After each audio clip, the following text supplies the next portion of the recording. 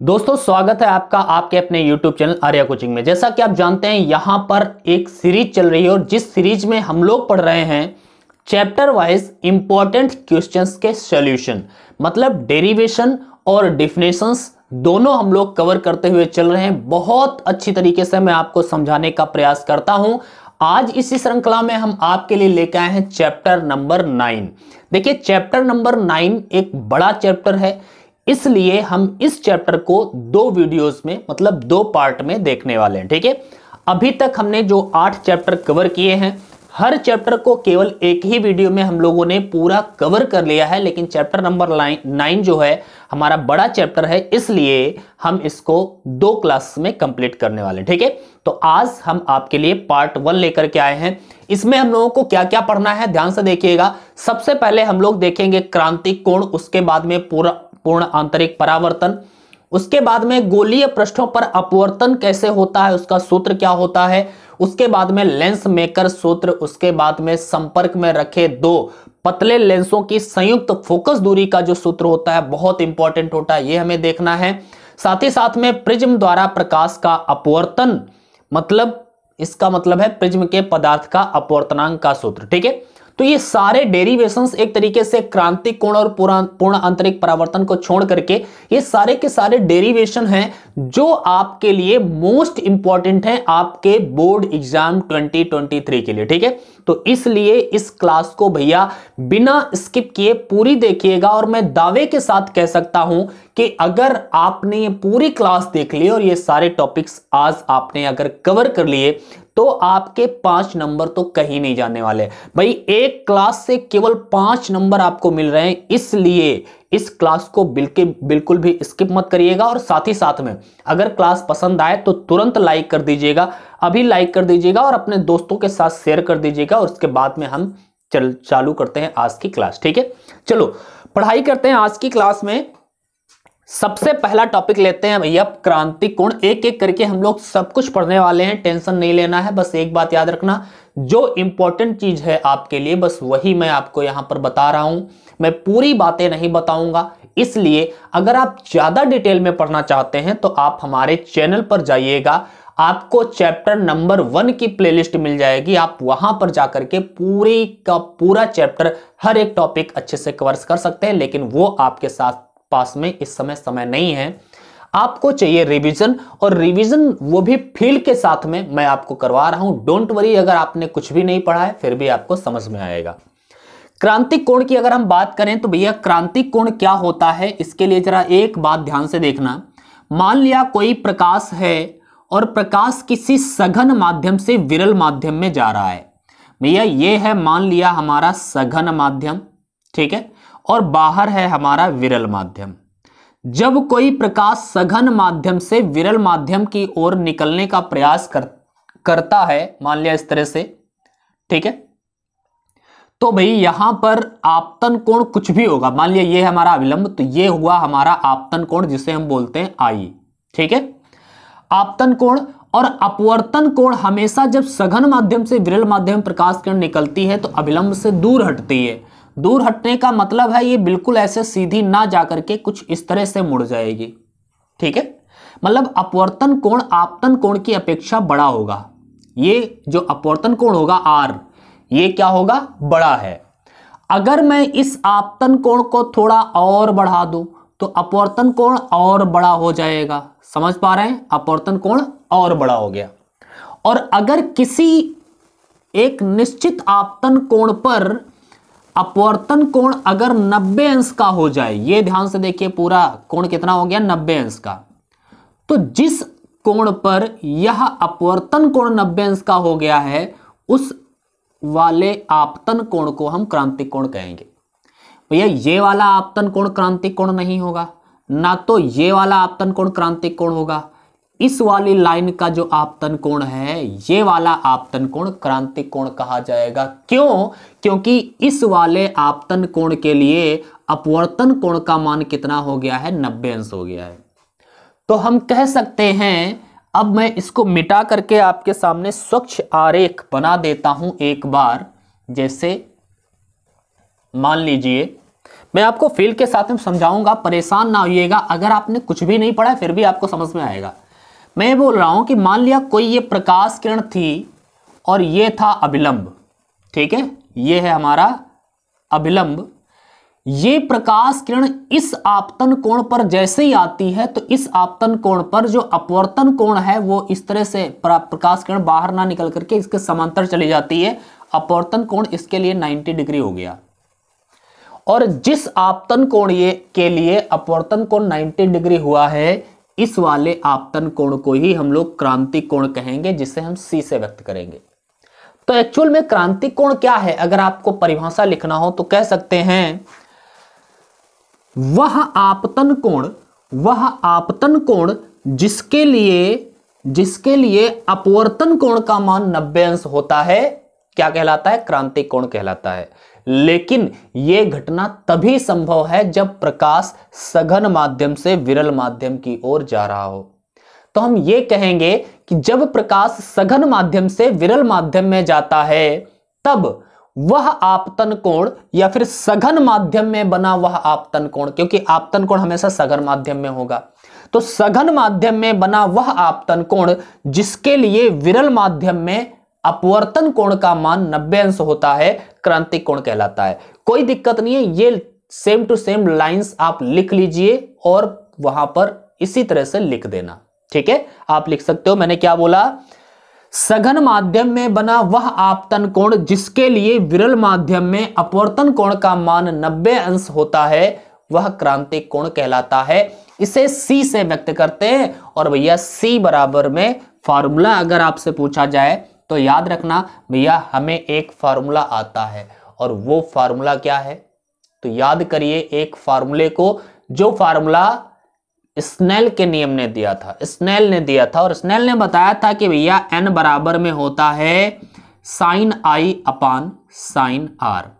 यहां पर n होता है सघन माध्यम का अपवर्तनांक विरल माध्यम के सापेक्ष, I होता है विरल माध्यम में बना कोण और R होता है सघन माध्यम में बना कोण। अब जरा ध्यान से देखिए, n बराबर, n क्या है? सघन माध्यम का अपवर्तनांक, बराबर में होगा साइन I क्या है भैया? विरल माध्यम में बना कोण जो है 90 डिग्री, और सघन माध्यम में बना कोण क्या है?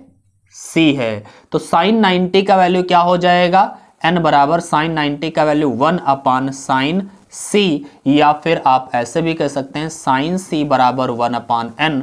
अगर आप C निकालना चाहते हैं, साइन उधर कर दो तो साइन इनवर्स 1 अपान n। ये क्रांतिक कोण के लिए सूत्र हो जाता है। मेरे ख्याल से आपको समझ में आ गया होगा। सघन माध्यम में बना वह आपतन कोण जिसके लिए विरल माध्यम बना कोण 90 अंश होता है, क्रांतिक कोण कहलाता है।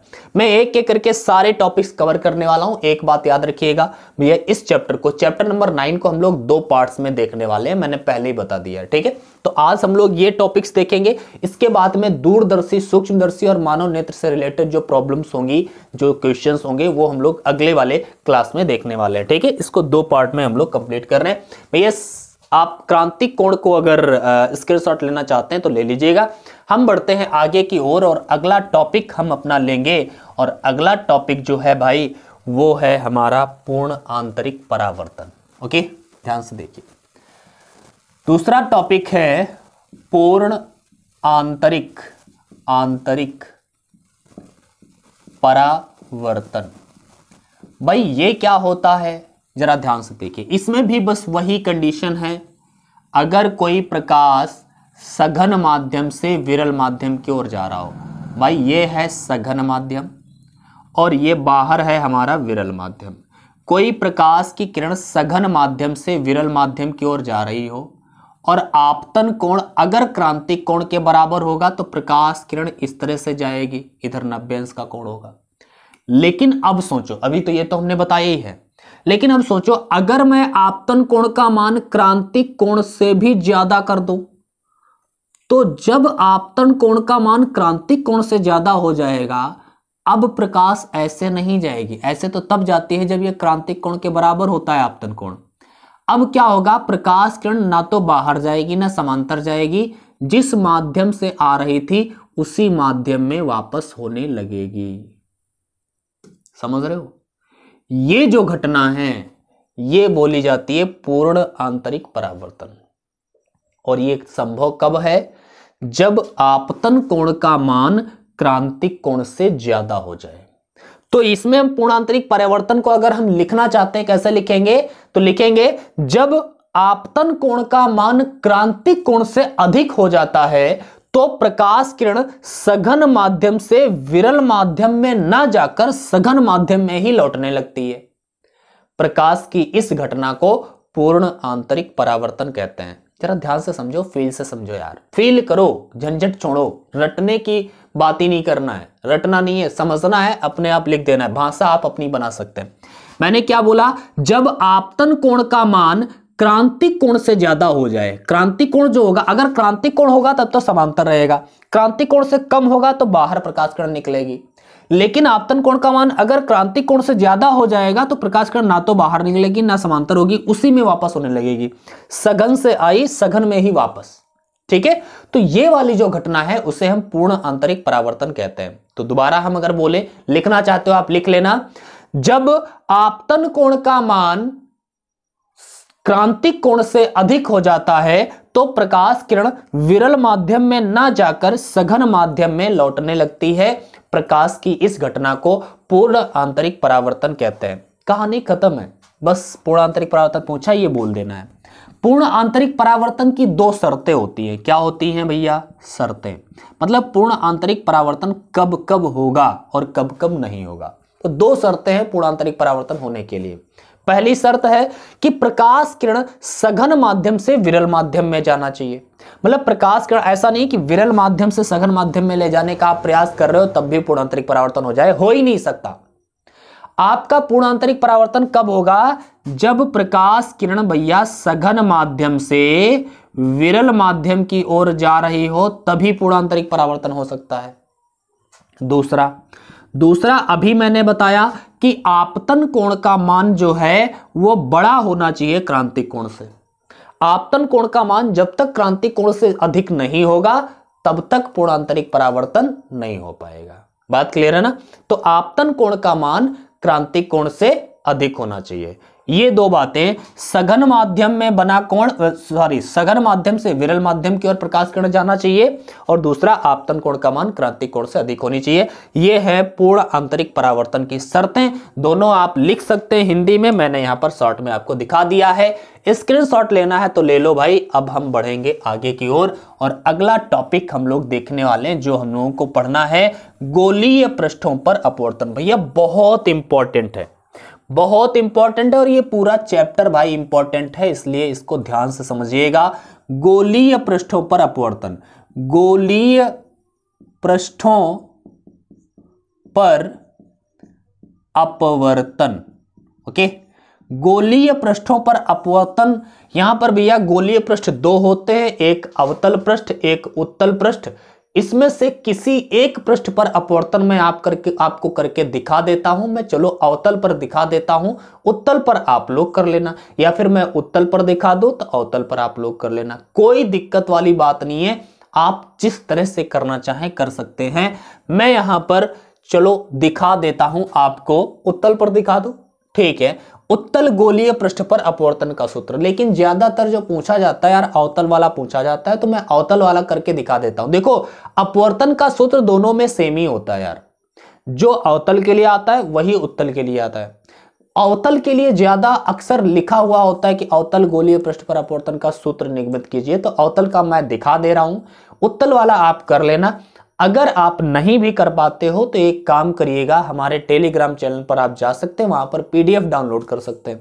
टेलीग्राम चैनल में जाने के लिए क्या करना है, आर्या कोचिंग सर्च करना है। टेलीग्राम के सर्च बॉक्स में जाकर के हमारा चैनल मिलेगा, वहां पर यही लोगो लगा होगा जो यहाँ पर यूट्यूब पर लगा है, ज्वाइन कर लेना, वहां पर आपको पीडीएफ मिल जाएंगे। या फिर आप हमें इंस्टाग्राम पर फॉलो कर लीजिएगा, वहां पर मैं फोटोज पोस्ट करता रहता हूं। इसकी भी फोटो पोस्ट की हुई है, आप उसका स्क्रीनशॉट ले लेना तो आपको समझ में आ जाएगा, ठीक है। तो इंस्टाग्राम पर अगर हमें आप फॉलो करना चाहते हैं तो भाई इंस्टाग्राम के सर्च बॉक्स में जाइए, सर्च करिए आर्या_सर। जैसे ही आप सर्च करेंगे हमारा अकाउंट मिलेगा, फॉलो कर लेना और वहां पर आपको कई फोटोज मिल जाएंगी। मैंने डेरिवेशंस की कई फोटो डाल करके रखी है, ठीक है, तो आप वहां से डाउनलोड में, क्योंकि यहां पर अगर मैं दोनों करूंगा तो कोई फायदा नहीं है और समय ज्यादा लगेगा, ठीक है, इसलिए मैं ज्यादा लंबी क्लास नहीं करना चाहता। मैं अवतल गोलीय पृष्ठ पर अपवर्तन का सूत्र करवाता हूं, ठीक है। अवतल गोलीय पृष्ठ के लिए अपवर्तन के सूत्र के लिए हम एक अवतल गोलीय पृष्ठ लेते हैं भाई। जहां ध्यान से देखो, मान लिया एक अवतल गोलीय पृष्ठ है इस प्रकार से, ठीक है, अच्छा सा थोड़ा बना देते हैं हम, ओके, ध्यान से देखो, अवतल गोलीय पृष्ठ में बना रहा हूं, ये है हमारा अवतल गोलीय पृष्ठ, ये कांच का टुकड़ा है, ठीक है, ये हमारा P ध्रुव, यहां पर वस्तु है O, यहां पर मान लिया हमारा यार C है, सेंटर ऑफ कर्वेचर, ठीक है, यहां से कोई प्रकाश किरण जाती है, यहां पर आपतित होती है, एक किधर मुड़ेगी तो अभिलंब डाल लेते हैं, अभिलंब हमेशा हमने बताया प्रकाशीय केंद्र से होकर के जाएगा, तो ये अभिलंब होगा। इसको सीधा जाना चाहिए था लेकिन ये सीधा ना जा करके थोड़ा सा विचलित होगी, ठीक है, इस तरह से निकलेगी। इसको आप पीछे बढ़ाएंगे तो ये कुछ इस तरह से वापस आएगी ये प्रकाश किरण, ठीक है, यहां पर प्रतिबिंब बनेगा I, इसको पीछे बढ़ाया है भैया तो इसको आप डॉट डॉट में दिखा देना इस किरण को, ठीक है, ये पीछे सीधे आई है। बात क्लियर है? ओके, अब तो समझ में आ गया ना, मेरे ख्याल से अब आ रहा होगा समझ में, ठीक है। मैं यहाँ पर दूसरी प्रकाश किरण मान लिया ये गई थी और ये सीधे चली जाएगी, ठीक है, तो एक प्रकाश किरण ये गई, ये विचलित हुई, इसको पीछे मैंने बढ़ाया सीधे, और ये हमारा अभिलंब है, इस पॉइंट को नाम दे देते हैं A, ठीक है। यहाँ पर ध्यान से देखना, आपतित किरण और अभिलंब के बीच में एक कोण बन रहा है जिसे हम बोलते हैं आपतन कोण, जिसे हम I से व्यक्त करते हैं भाई, ठीक है, ये I है, और ये वाला अभिलंब और अपवर्तित किरण के बीच में कोण है R। बात क्लियर है? हाँ, और यार अभिलंब कहाँ है, पाप कर रहे हो आप, अभिलंब तो भैया ये लाल वाला है, तो आपतित किरण और अभिलंब के बीच में ये कोण है, ये कोण क्या है, ये कोण है आपका I, ठीक है, और ये है R, और अगर ये R है तो ये R इसके और इसके बीच का कोण है, तो इधर में आ जाओ, इसके और इसके बीच का कोण भी R ही होगा ये, क्यों, क्योंकि ये वाली जो डॉट डॉट डॉट रेखा है तो यही तो पीछे लाए हो बढ़ाकर, ठीक है, तो शीर्षाभिमुख कोण हो जाएंगे, ये R है ये I है। अब इस चित्र को आपने समझ लिया भाई, अगर इसको समझ लिया कोई टेंशन नहीं है। ये है अपवर्तनांक, कोई पदार्थ है जिसका अपवर्तनांक है n1 और ये कोई पदार्थ है जिसका अपवर्तनांक है n2। झंझट छोड़ो, आपको क्या करना है, यहां पर आपको कोई कोण मान लेना, मान लिया ये अल्फा है, ये बीटा है और ये गामा है, ओके। अब सबसे पहले आपको क्या करना है, सबसे पहले एक ट्रायंगल आपको लेना है, और वो ट्रायंगल होगा, देखो अभिलंब के साथ में लेंगे, एक वस्तु और अभिलंब के साथ में, एक प्रतिबिंब और अभिलंब के साथ में। सो ट्रायंगल OAC भैया, ट्रायंगल OAC में, ट्रायंगल OAC ध्यान से देखोगे तो कुछ इस तरह का है, ठीक है, यहां पर O है, यहां पर C है और यहां पर A है। यार ये वाला जो कोण है ना, ये हमारा गामा है और O वाला अल्फा है, और ये वाला जो एंगल है ये हमारा जो है I है, ठीक है। तो बहिष्कोण जो होता है ना, ध्यान से देखो यार, ये अल्फा है, ये गामा है और ये पूरा I है। गामा जो है बहिष्कोण है, और बहिष्कोण अंदर वाले दोनों कोणों के योग के बराबर होगा, अल्फा प्लस I के बराबर होगा, इसको हम मिटा देते हैं, ठीक है। सो गामा बराबर में क्या होगा, अल्फा प्लस I, यार मार्कर दूसरा ले लो, गामा बराबर में होगा अल्फा प्लस I, ओके। यहां से अगर आप I निकालते हैं तो I बराबर में निकलेगा गामा माइनस अल्फा, समीकरण 1, ओके। अगेन दूसरा ट्रायंगल लेते हैं, ट्रायंगल IAC, ट्रायंगल IAC मतलब एक बार वस्तु के साथ में अभिलंब और एक बार प्रतिबिंब के साथ में अभिलंब।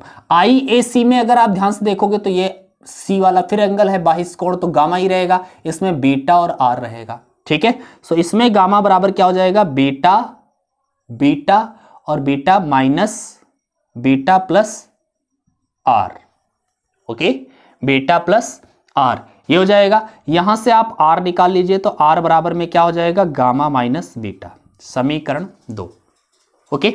इसके बाद में आपको क्या करना है, यहां पर स्नेल का नियम लगाना। भैया स्नेल का नियम क्या होता है जरा बताओगे, स्नेल का नियम क्या होता है, यहां पर लिख देते हैं, स्नेल के नियम से,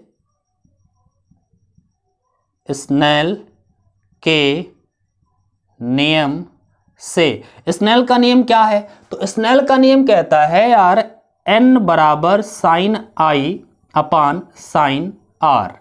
यहां पर एक बात समझने वाली है, n को हम क्या लिखते हैं?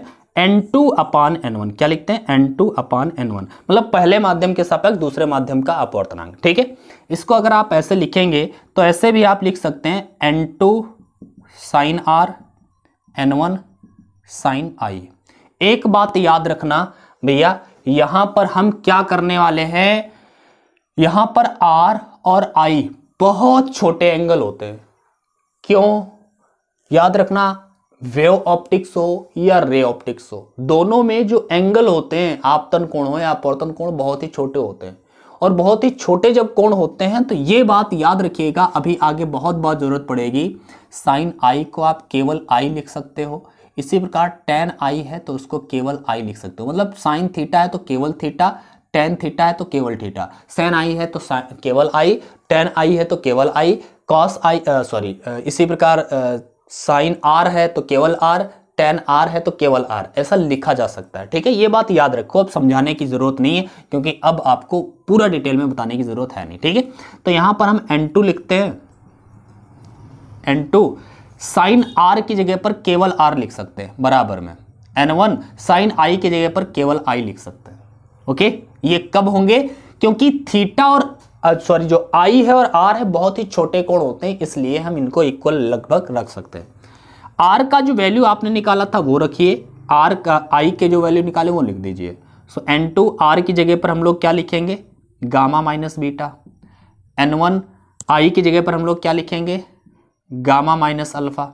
भैया अंदर गुणा कर दो, n2 gamma minus n2 beta बराबर में n1 gamma minus n1 alpha. Gamma वाले एक तरफ कर लो तो इधर ले आओ भाई, n2 गामा माइनस में n1 गामा बराबर में n2 बीटा उधर जाएगा, n2 बीटा और माइनस में n1 अल्फा। ठीक है, यहां पर आप गामा कॉमन भी ले सकते हैं तो क्या बचेगा? n2 माइनस n1 बराबर में क्या बचेगा आपके पास में? n2 बीटा माइनस में n1 अल्फा। ठीक है, ये समीकरण आप 3 मान लीजिए। अब अल्फा बीटा गामा के मान निकालने, ये कॉमन लिया था। ठीक है, अल्फा बीटा गामा के मान निकाल करके यहाँ पे रखने हैं। भैया अल्फा बीटा गामा के मान अगर आप निकालोगे तो क्या निकलेगा, जरा ध्यान से समझना। यहाँ पे अल्फा बीटा गामा के मान कैसे निकालोगे? हम ए से एक अभिलंब डालते हैं और यहाँ पर कोई बिंदु आएगा पी डैश। पी और पी डैश के बीच में इतना अंतर कम होता है कि हम लगभग ए पी डैश को ए पी के ही बराबर मानते हैं। ठीक है, अब जरा ध्यान से देखना यार, ओ क्या है? वस्तु। वस्तु की दूरी को हम नॉर्मली यू से लिखते हैं। ठीक है, और ये इधर साइड की दूरी है तो माइनस की यू। इसी प्रकार ये है आई प्रतिबिंब। प्रतिबिंब की दूरी को हम नॉर्मली वी से लिखते हैं, इसको हम माइनस वी लिखेंगे। इसी प्रकार सी है सेंटर ऑफ कर्वेचर, इसकी हम त्रिज्या लिखते हैं आर, और आर ये भी माइनस की लिखेंगे। ठीक है, तो अगर आप अल्फा का मान निकालना चाहते हो ट्रायंगल ओ ए पी लीजिए, O A P, triangle O A P में ध्यान से देखिएगा, हम टेन थीटा लगा सकते हैं, टेन अल्फा। टेन अल्फा लंब, ट्रायंगल का टेन का फॉर्मूला क्या होता है? लंब बटे आधार। तो ये टेन अल्फा बराबर लंब ये हो जाएगा टेन अल्फा के लिए ए पी, और आधार यहां से यहां तक की दूरी माइनस यू। तो भैया टेन अल्फा बराबर ए पी अपान माइनस यू। अब यहां पर ध्यान से देखने वाला, मैंने बताया था साइन थीटा को केवल थीटा लिखा जा सकता है, तो टेन अल्फा को केवल अल्फा लिख सकते हैं, जैसे टेन थीटा को केवल थीटा लिख सकते हैं। तो टेन अल्फा की जगह पर हमने केवल अल्फा लिख दिया। ठीक है, इसी प्रकार आप बीटा का मान निकालना तो ट्रायंगल आई ए पी लीजिए, ट्रायंगल आई ए पी में। ठीक है, इसमें क्या करेंगे? टेन बीटा बराबर में क्या हो जाएगा? लंब एपी ही रहेगा आपका, आधार बस आई तक है, माइनस वी होगा। ठीक है, आप टेन बीटा को क्या केवल बीटा लिख सकते हो? हाँ लिख सकते हो, मैंने अभी बताया टेन थीटा को केवल थीटा लिखा जा सकता है। इसी प्रकार आप गामा का मान निकालना चाहते हैं तो सी ए पी लीजिए, ट्रायंगल सी ए पी में। ठीक है, तो ये क्या हो जाएगा? टेन गामा बराबर में, इसमें भी लंब क्या होगा? ए पी, और आधार क्या है? सी से पी तक की दूरी माइनस की आर है, तो आर लिख दिया, तो इसको हम केवल गामा लिख सकते हैं। ये भैया अल्फा बीटा गामा के मान जो है A P upon minus u, A P upon minus v और A P upon minus r, यहां पे आके रख दो। चलो रखते हैं। गामा की जगह पर आप क्या लिखेंगे, तो गामा की जगह पर रखेंगे AP upon minus gamma, sorry AP upon minus R। ठीक है, ये गामा का वैल्यू हो गया, लिख देना यहां पर अल्फा बीटा गामा के मान रखने पर। आगे N2 माइनस N1 बराबर में N2 बीटा की जगह पे क्या लिखोगे, AP upon minus V minus N1, alpha की जगह पे क्या रखोगे, AP अपान माइनस U। ठीक है, अब यहां पर यार देखोगे आप ध्यान से, AP AP AP कॉमन मिलेगा, माइनस माइनस माइनस सब कॉमन मिल रहा है। सो मैं माइनस का AP कॉमन ले रहा हूं, और जैसे ही आप माइनस का AP कॉमन लोगे तो यहां पर बचेगा N2 माइनस N1 और बटे में R। मैंने AP को बाहर, माइनस का AP बाहर लिख दिया, R को इनके साथ लिख दिया। ठीक है, अगेन यहां पर क्या करेंगे, AP को आप बाहर लिखिए, AP को जैसे ही आप बाहर लिखेंगे माइनस का AP, ठीक है, तो माइनस AP तो चला गया, N2 के बटे में V बचेगा, N2 के बटे में V बचेगा, और माइनस माइनस का AP चला गया, N1 के बटे में U बचेगा, N1 के बटे में U बचेगा। ठीक है, AP से AP खत्म, माइनस AP से माइनस AP खत्म हो जाएगा, आपके पास बचेगा केवल N2 माइनस N1 अपान R बराबर में N2 अपान V माइनस N1 अपान U। ठीक है, ये आपके पास जो फार्मूला निकल के आया है, या फिर इसी फार्मूले को आप ऐसे लिख सकते हो, N2 अपान V माइनस N1 अपान U बराबर में N2 माइनस N1 अपान में R। ये जो फार्मूला है ये है गोलीय अवतल पृष्ठ पर अपवर्तन का सूत्र। अब ध्यान से एक बात और देखना, अगर बाहर वाला माध्यम वायु है तो N1 की जगह पर N कर देंगे, तब हम N2 की जगह पर N2 लिखने से, जब N1 ही नहीं रहा N1 की जगह पर 1 कर देंगे तो N2 लिखने से कोई फायदा नहीं है, तब N2 को केवल N लिख देंगे। तो अगर बाह्य माध्यम, ये वाला माध्यम अगर वायु है तो N2 को हम N केवल लिख देंगे बटे में V, और बराबर में N1 की जगह पर 1 अपान में U माइनस में R, और बराबर में N2 की जगह पर N, N1 की जगह पर 1 अपान में R। ये हमारा फॉर्मूला, इस तरह से भी आप लिखा देखेंगे कई जगह। ठीक है, सो N अपान V माइनस 1 अपान U बराबर में N माइनस 1 अपान R, या फिर N2 अपान V माइनस N1 अपान U बराबर में N2 माइनस N1 अपान R। एक बात याद रखना, N1 क्या है, जिसमें प्रकाश पहले चल रहा था, N2 क्या है, वह माध्यम का अपवर्तनांक जिसमें प्रकाश गया है। ठीक है, तो N1 क्या है, जिसमें पहले से प्रकाश था, N2 क्या है, जिसमें प्रकाश जा रहा है। ठीक है, बात क्लियर है। N1 ये प्रकाश यहां से चला था तो पहले इसमें था, और जिसमें गया वो N2 है।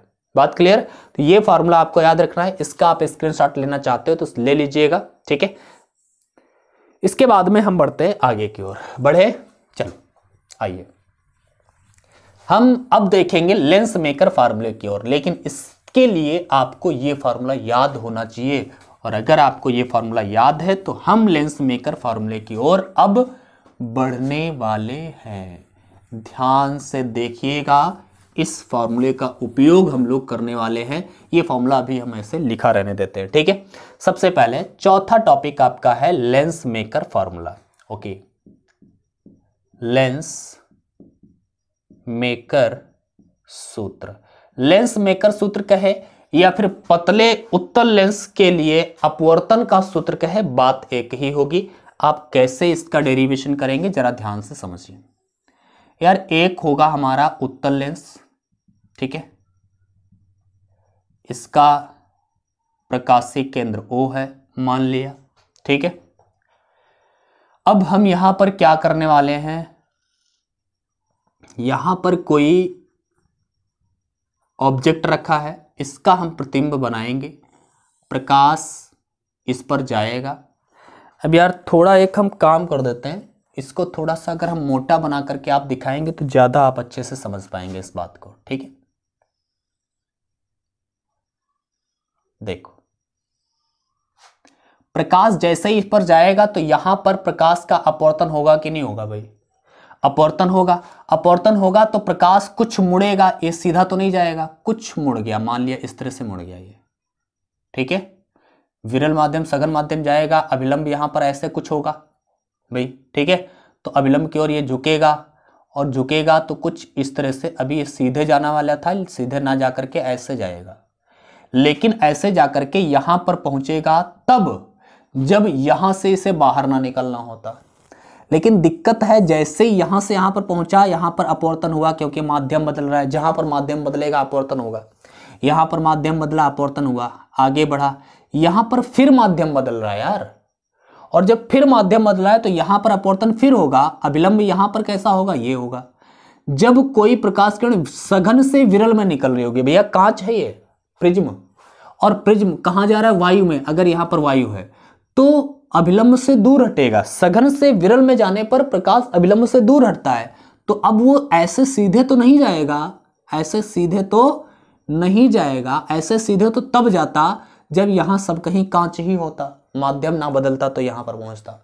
लेकिन माध्यम बदल रहा है तो ये सीधे ना जाकर के अभिलंब से दूर हटेगा, जैसे सीधे जा रहा था और दूर हट जाएगा, हल्का सा और मुड़ जाएगा और यहां पर आ जाएगा। तो फाइनल इमेज आपको यहां पर मिलेगा, यहां पर आभासी इमेज होगी। अब जरा समझो, ये आपने कहानी समझ ली। समझना, ये पृष्ठ है P1, ये पृष्ठ है P2। लेंस के दो पृष्ठ हैं, P1 और P2, ठीक है। O एक वस्तु थी, यहां से प्रकाश किरण चली है, पहले पृष्ठ पर अपवर्तन हुआ, थोड़ा सा झुकी, और अगर दूसरा पृष्ठ ना होता तो ये I' पर पहुंचती, लेकिन दूसरा पृष्ठ होने के कारण उसका दोबारा अपवर्तन हुआ और I पर पहुंच गई। बात क्लियर है? अच्छा, दूसरी प्रकाश किरण तो सीधे जाएगी, जो यहां से जाती है वो तो सीधे गुजर जाती है, ये अभिलंब। अब जरा ध्यान से देखिए, अगर मैं बताऊं कि दूसरा वाला पृष्ठ ना होता तो इसका प्रतिबिंब बनता I' पर, लेकिन दूसरे वाले पृष्ठ होने की जगह के कारण प्रतिबिंब बना है I पर। इसका मतलब है पहले वाले पृष्ठ के लिए जो प्रतिबिंब है वो I' ही है। पहले वाले पृष्ठ का प्रतिबिंब कौन है, I'। दूसरे वाले पृष्ठ का प्रतिबिंब कौन है, I। अब और समझो, पहले वाले पृष्ठ का वस्तु क्या है, O। दूसरे वाले वस्तु का पृष्ठ क्या है, वस्तु क्या है, I'। सुनो, मैं ये बोलना चाह रहा हूं कि पहले वाले पृष्ठ की अगर हम बात करें तो पहले वाले पृष्ठ के लिए वस्तु का काम करेगा O और प्रतिबिंब पहले वाले का होगा I', ठीक। दूसरे वाले पृष्ठ के लिए क्या होगा, प्रतिबिंब का काम करेगा I और वस्तु होगा I'।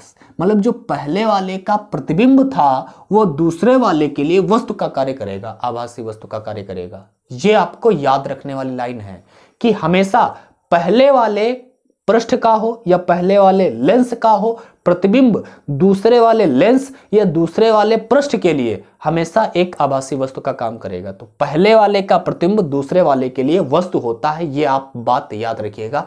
आगे भी हम लोग इसका अभी यूज करने वाले हैं, ठीक है। तो इसलिए हमने क्या किया कि भैया पहले वाले के लिए पृष्ठ के लिए आप अपवर्तन का सूत्र लगाइए, जो अभी हम लोगों ने लगाया है। मान लिया बाहर माध्यम है N1 और भीतर माध्यम है, इधर भी माध्यम है, ये तो बाहर ही है, N1 है, और भीतर माध्यम है N2। ओके, अब जरा समझो, अपवर्तन का अगर मैं सूत्र यहां पर लगाऊं पहले पृष्ठ पर, ठीक है, पृष्ठ P1 पर अपवर्तन के सूत्र से N2/V माइनस N1/U। अब ध्यान से देखना, ये O है वस्तु से लेंस की दूरी को हम माइनस का U लिखेंगे। क्या लिखेंगे, अरे यही लिखोगे ना यार, ठीक है। माइनस का क्या, माइनस तो उस फार्मूले में ले चुके थे, इसमें माइनस नहीं लेना है आपको। U रखोगे, प्रतिबिंब वास्तव में प्रतिबिंब I है तो यहां पर इसकी दूरी को हम V लिखेंगे, प्रतिबिंब की दूरी को, और ये आभासी प्रतिबिंब था हमारा, इसलिए हम इसकी दूरी को V' लिखेंगे। सो I तक की दूरी को V, I' तक की दूरी को V'। कोई दिक्कत नहीं है। पृष्ठ P1 पर अगर आप अपवर्तन का सूत्र लगाते हैं तो अपवर्तन का सूत्र है N2/V। पहले लिख लेते हैं फिर एडिट करते हैं। N2/V माइनस N1/U बराबर में N2 माइनस N1/R। अब जरा ध्यान से देखो, N2 क्या है, जिसमें प्रकाश किरण जाती है, N1 है पहले से जिसमें थी, तो यहां पर पहले से किसमें है प्रकाश किरण, N1 में ही है, तो N1/N1 रहेगा। जिसमें गई है वो N2 है तो N2 रहेगा, कोई दिक्कत नहीं, N2 N1 में कोई दिक्कत नहीं है। V क्या है यार, तो V है भैया प्रतिबिंब की दूरी, और पहले वाले पृष्ठ का प्रतिबिंब है I', इसलिए इसकी दूरी की जगह पर V' आपको लिखना होगा। सो V ना लिख करके V' लिखोगे पहले वाले पृष्ठ के लिए, और N1 रखेंगे। प्रकाश ये U है वस्तु की दूरी, और पहले वाले पृष्ठ के लिए वस्तु O है तो इसकी दूरी को U ही लिखेंगे, कोई दिक्कत नहीं है। N2 माइनस N1 अपान R1। R1 क्या है? ये पहले वाले पृष्ठ की त्रिज्या है, ठीक है। R वैसे फार्मूला था, मैंने यहाँ पर R1 लिख दिया, ये पहले वाले पृष्ठ की त्रिज्या है। दूसरे वाले पृष्ठ की त्रिज्या के लिए हम R2 लिख लेंगे, ठीक है। तो पहले वाले पृष्ठ के लिए आपने ये लगा लिया फार्मूला। अब दूसरे पृष्ठ की बात करते हैं। पृष्ठ P2 पर अपवर्तन के सूत्र से, सूत्र वही N2 अपान V, ध्यान से देखना, N2 अपान V माइनस N1 अपान U बराबर में N2 माइनस N1 अपान R। अब जरा इसको एडिट करिए। N2 क्या है? जिसमें प्रकाश जाता है। दूसरे वाले पृष्ठ पर अगर आप देखोगे तो दूसरे वाले पृष्ठ पर जब अपवर्तन हुआ है तो पहले से प्रकाश किसमें था? N2 में था। तो पहले से जिसमें प्रकाश होता है वहां पर N1 होता है। यहां पर ध्यान से देखिएगा, ये था जो सूत्र हमारा, ये जो सूत्र था वो तब के लिए था जब प्रकाश विरल से सघन में जा रहा था, और यहां पर आप देखोगे अपवर्तन हो रहा है, सघन से प्रकाश विरल में निकल रहा है, तो N1 और N2 की पोजीशन चेंज हो जाती है भैया। सो N1 और N2 की पोजीशन चेंज कर देना, N1 यहां पर, N2 यहां पर, इसी प्रकार N1 यहां पर, N2 यहां पर कर देना, ठीक है। अब N1 अपान V क्या है? तो V आप बताइए, V यहां पर जो होगा आपका प्रतिबिंब, और प्रतिबिंब जरा बताओ आप क्या है? V तो V ही रहने वाला है, तो V को हम V ही रहने देंगे। U क्या है? U है वस्तु, और दूसरे वाले पृष्ठ के लिए वस्तु है I डैश, तो इसके लिए दूरी क्या हो जाएगी? V डैश बराबर में N1 माइनस N2 अपान R2 कर देंगे, ठीक है। ये समीकरण 2। अब समीकरण 1 और 2 को जोड़ देते हैं। समीकरण 1 और 2 को हम क्या करने वाले हैं? जोड़ने वाले हैं।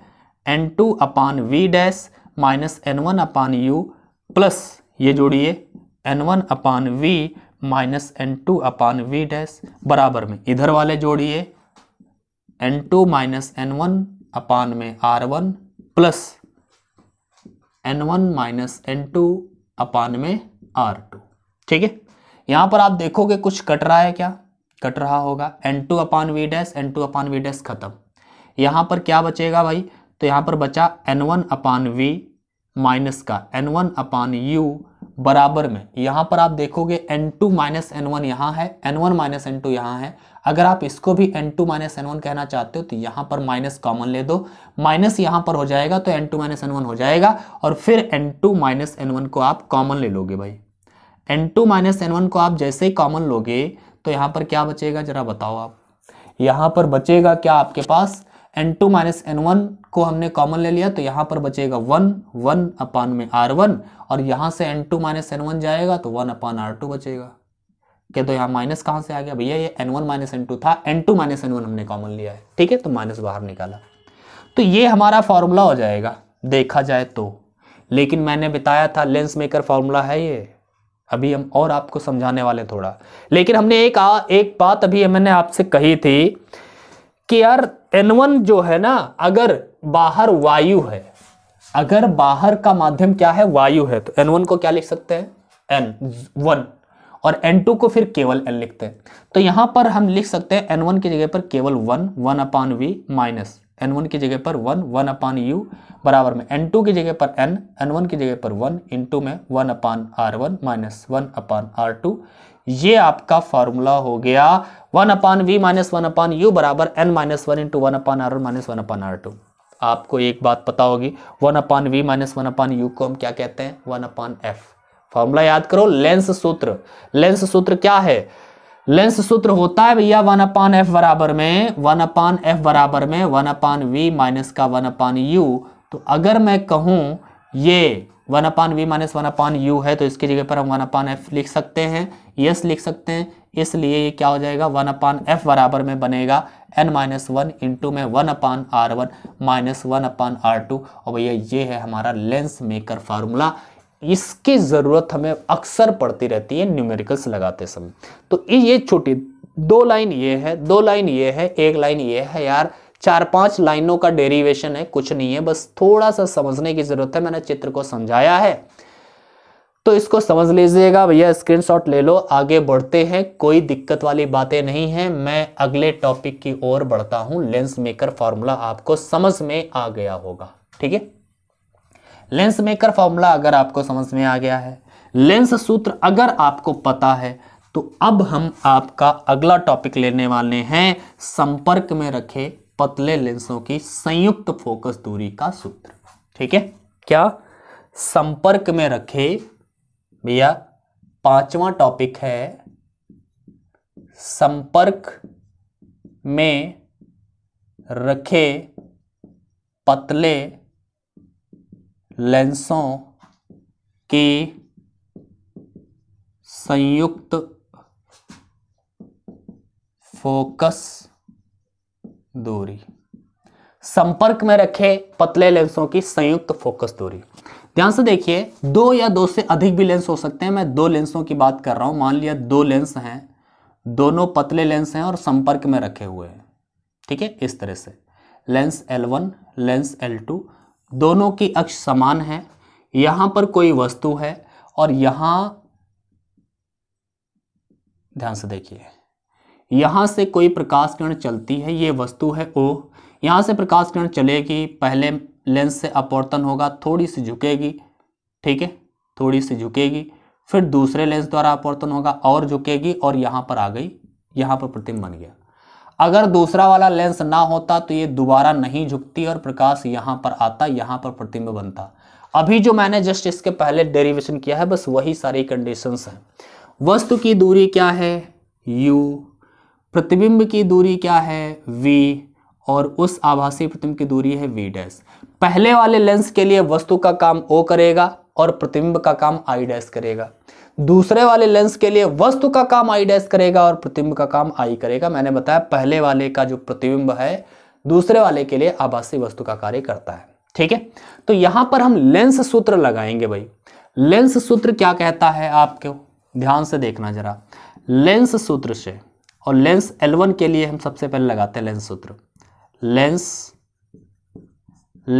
L1 के लिए भैया, लेंस L1 के लिए लेंस सूत्र लगाएं। 1/f बराबर में 1/v माइनस 1/u होता है। मान लिया लेंस L1 की फोकस दूरी है f1, तो f1 लिख दिया।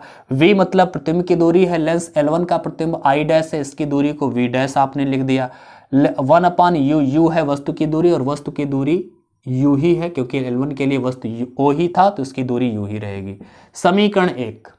अगेन लेंस L2 के लिए बिल्कुल सेम वैसा ही है, कुछ नहीं करना। लेंस L2 के लिए भैया, जब लेंस L2 के लिए करोगे तो फॉर्मूला वही 1/f बराबर 1/v माइनस 1/u। 1/f है f2, लेंस L2 की फोकस दूरी f2 मानी। v होती है प्रतिबिंब की दूरी और लेंस L2 के लिए प्रतिबिंब है I, इसकी दूरी v ही है तो v ही दूरी रहेगी। u है वस्तु की दूरी, लेंस L2 के लिए वस्तु है I डैश, इसकी दूरी है v डैश, तो u की जगह पर भैया v डैश आप लिखेंगे, ठीक है। और बराबर में ये समीकरण 2। समीकरण 1 और समीकरण 2 को आप जोड़ें तो क्या बनेगा, उसी तरह से पहले हम इधर वाले पद जोड़ देंगे फिर इधर वाले। भैया ध्यान से देखो, 1/v डैश माइनस का 1/u प्लस में 1/v माइनस का 1/v डैश बराबर में इधर वाले जोड़ दो 1/f1 प्लस 1/f2। यार 1/v डैश और 1/v डैश तो खत्म, यहां पर बचेगा 1/v, यहां पर बचेगा 1/u बराबर में 1/f1 प्लस 1/f2। यहां पर 1/v माइनस 1/u, ये क्या है, ये भी तो फोकस दूरी का ही सूत्र होता है, मैंने अभी बताया।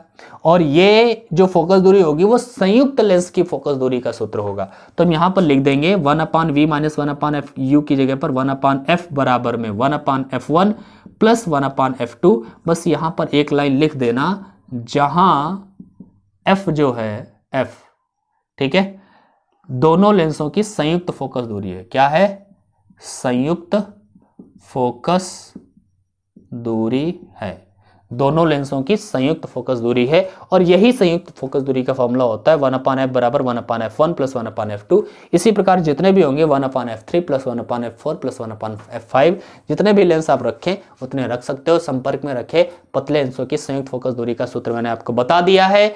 भैया आप स्क्रीनशॉट लेना चाहते हो तो ले लीजिए। हम फिर बढ़ते हैं आगे की ओर और प्रिज्म द्वारा प्रकाश के अपवर्तन की ओर देखते हैं। ठीक है, चलो बढ़े। ओके, अगले डेरिवेशन की बात करते हैं। ये भैया इंपॉर्टेंट डेरिवेशन है, बहुत पूछा जाता है आपके लिए और सबसे सरल डेरिवेशन भी है, तो आप आसानी से इसको कर भी सकते हो, सीख भी गए होगे मुझे उम्मीद है।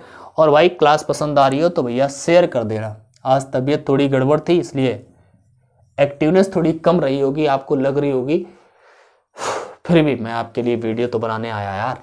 ठीक है, क्लास तो दे ही रहा हूं, कोई दिक्कत नहीं है, सपोर्ट करते रहिए भाई। मैं हेडिंग तो डाल लेता हूं यार, क्या है, प्रिज्म द्वारा प्रकाश का अपवर्तन या प्रिज्म के अपवर्तनांक के लिए सूत्र। ठीक है, प्रिज्म के अपवर्तनांक के लिए सूत्र।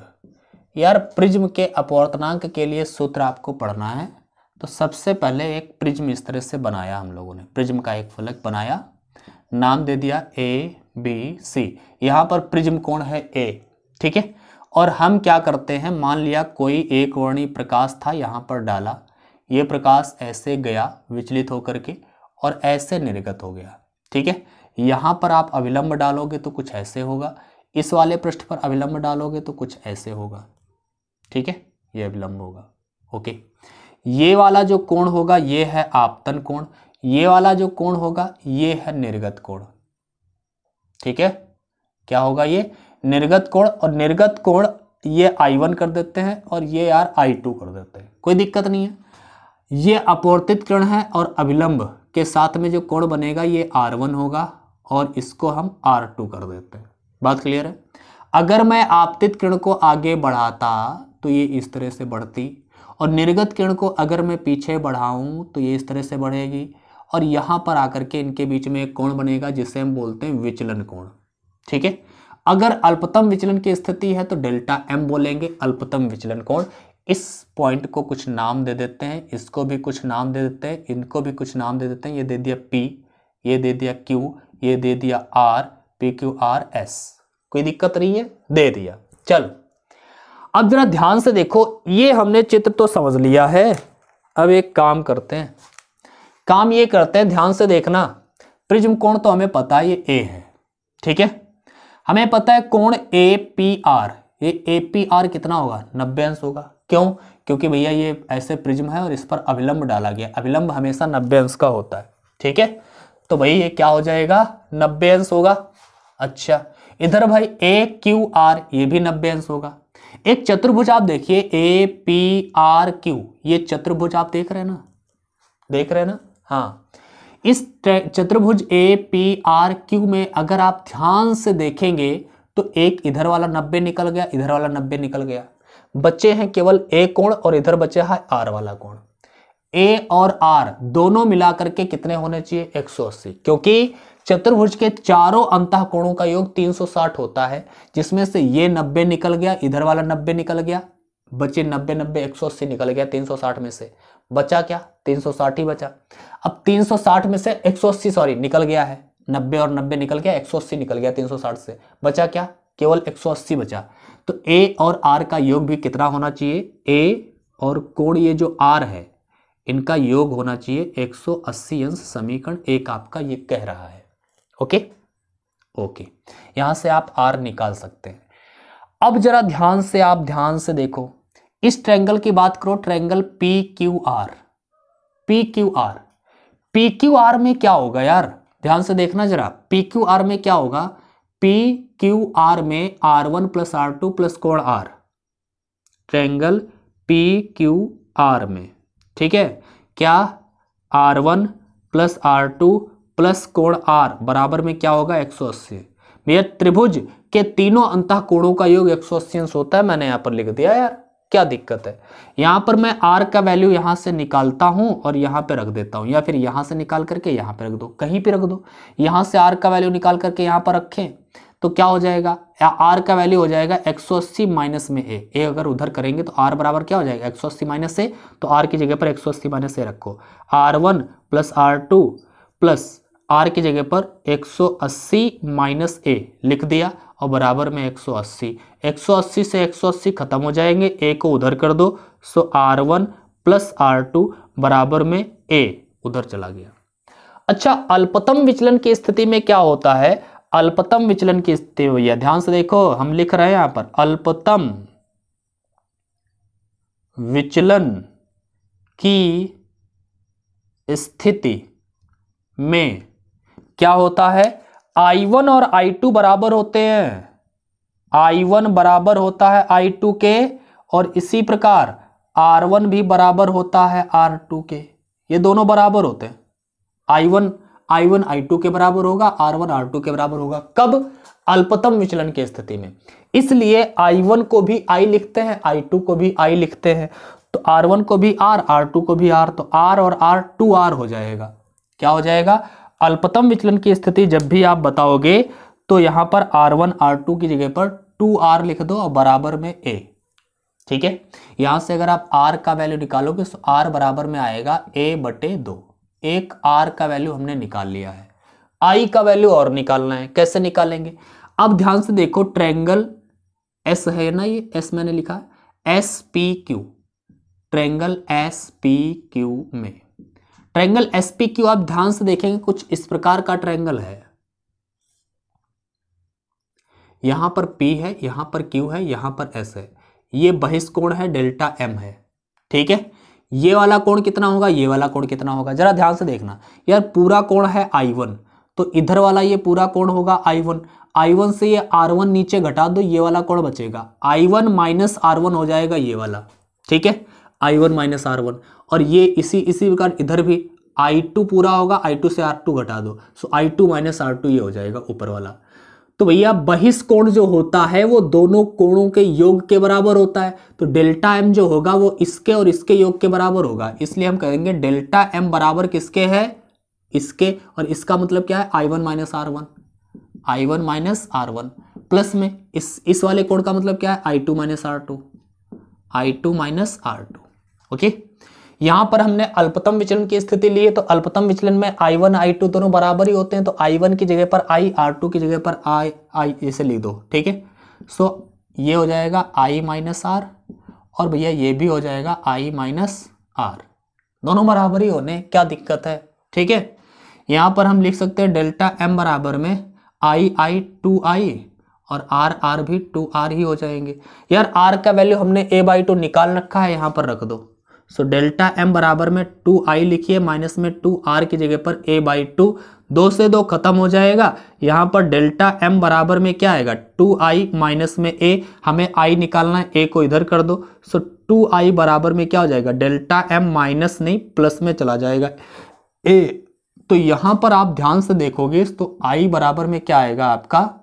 डेल्टा M प्लस A/2, या फिर A प्लस डेल्टा M/2, ऐसे लिख दो, ज्यादा बेहतर लगता है, A प्लस डेल्टा M/2। यहां पर डेल्टा M क्या है? अल्पतम विचलन कोण है, ये याद रखना। हमने I निकाल लिया है, R निकाल लिया है, जैसे ही I R निकाल लेना, ठीक है, मैंने बताया जैसे निकालने को, जैसे आप निकाल लेंगे यहां पर स्नेल का नियम लगा देंगे। क्या करेंगे? स्नेल के नियम से। और भैया स्नेल का नियम क्या कहता है, जरा बताओ आप। स्नेल का नियम कहता है n बराबर में sine I upon sine R।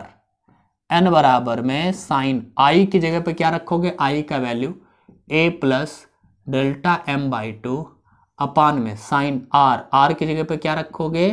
R की जगह पर कहाँ रखोगे? ये है A/2। तो ये आपका अपवर्तनांक का, प्रिज्म के अपवर्तनांक का सूत्र होता है n बराबर sine A plus delta M/2 plus A/2 upon में साइन A/2। ठीक है, A प्लस डेल्टा M/2 अपान में साइन A/2, ये आपका फॉर्मूला प्रिज्म के अपवर्तनांक के लिए होता है। अगर आप पतले प्रिज्म की बात करते हैं, मतलब पतला प्रिज्म मतलब जिसका प्रिज्म कोण 5 अंश से भी छोटा हो, तो पतले प्रिज्म के लिए क्या होता है? पतले प्रिज्म के लिए, यार पतले प्रिज्म के लिए मैंने बताया था जब भी कोण छोटे होंगे पतला प्रिज्म होगा, मतलब कोण छोटा होगा। कोण छोटा होगा तो साइन थीटा को केवल थीटा लिखते हैं। ठीक है, तो हम यहां पर क्या लिखेंगे? साइन दुनियादारी को केवल दुनियादारी लिखेंगे ना, मतलब यार साइन यहाँ पर टर्म छोड़ देंगे, इसलिए n बराबर में क्या बन जाएगा, a plus delta m by 2 केवल। और इसी प्रकार साइन a बाई 2 को केवल हम फिर a बाई 2 ही लिखेंगे। 2 से 2 कैंसिल आउट, a की n के साथ गुणा हो जाएगी, na बराबर में a प्लस डेल्टा m। यहाँ पर आपको दिखा दूं, यहाँ पर दिख रहा है, क्या दिख रहा होगा, a इधर कर ले, सो na माइनस में a बराबर में क्या होगा, डेल्टा m। या फिर आप डेल्टा m बराबर में क्या लिख सकते हो, a कॉमन ले लोगे, सो n माइनस 1 और a कॉमन। इस तरह से भी आप पतले प्रिज्म के लिए ये फॉर्मूला डेल्टा m के लिए हो जाता है, डेल्टा m बराबर n माइनस 1 इंटू a। ठीक है, तो मेरे ख्याल से ये आपको डेरिवेशन भी समझ में आ गया होगा। अगर आपको आ गया है तो अच्छी बात है। मुझे पता है आज की क्लास उतनी मज़ेदार नहीं रही होगी क्योंकि मेरी तबीयत खराब थी, एक्टिवनेस थोड़ी कम थी, इसलिए समझाने का पावर भी थोड़ा सा कमज़ोर था, मैं खुद एक्सेप्ट करता हूँ। लेकिन यार थोड़ा सा मोटिवेशन आप बढ़ाते रहिए, हमारा लाइक करते रहिए, शेयर करते रहिए, और अगर क्लास अच्छी लगती हैं, पिछले वाली क्लासेस अगर आपने देखी होंगी तो यार कमेंट करके ज़रूर बताया करो। ठीक है, इससे हमें मोटिवेशन मिलता है और हम एनर्जी के साथ में आते हैं। थोड़ी तबीयत आज गड़बड़ थी, इस वजह से थोड़ा सा हो सकता है आपको ना सही लगा हो। स्क्रीनशॉट ले लिया ना, ठीक है, तो स्क्रीनशॉट ले लो और वीडियो को यार शेयर कर देना, लाइक कर देना, चैनल को सब्सक्राइब नहीं किया है तो सब्सक्राइब कर लेना। अगली क्लास में हम मिलेंगे, लेकिन अगर आपने पिछले वाले वीडियोस नहीं देखे तो डिस्क्रिप्शन में जाइए, वहाँ पर आपको एक लिंक मिलेगा रिवीजन प्लेलिस्ट लिंक का। जैसे आप इस पर क्लिक करेंगे सारे चैप्टर के वीडियोज आपके सामने खुल जाएंगे, आप पढ़ाई कर सकते हैं। ठीक है, आज की क्लास में बस इतना ही। अगली क्लास में हम चैप्टर नंबर 9 का पार्ट 2 लेकर के आएंगे, उसमें जो बचे हुए टॉपिक्स हैं वो भी हम लोग कवर करेंगे। आज की क्लास में बस इतना ही, फिर मिलते हैं अगली क्लास में, तब तक के लिए बाय बाय।